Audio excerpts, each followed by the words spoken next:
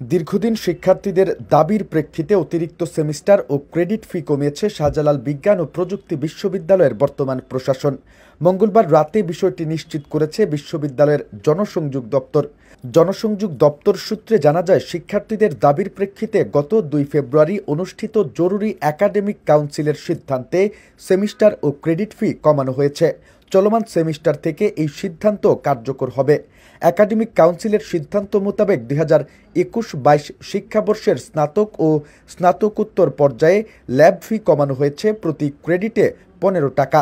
পূর্বে প্রতি ক্রেডিট ছিল 175 টাকা, বর্তমানে 160 টাকা করা হয়েছে।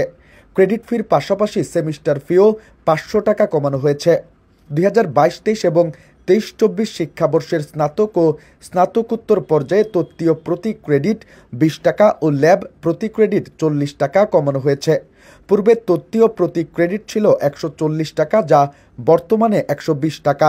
পূর্বে ল্যাব প্রতি ক্রেডিট ছিল 200 টাকা, যা বর্তমানে 160 টাকা করা হয়েছে, এবং উভয় শিক্ষাবর্ষের সেমিস্টার ফি পূর্বের ফি থেকে 500 টাকা কমানো হয়েছে।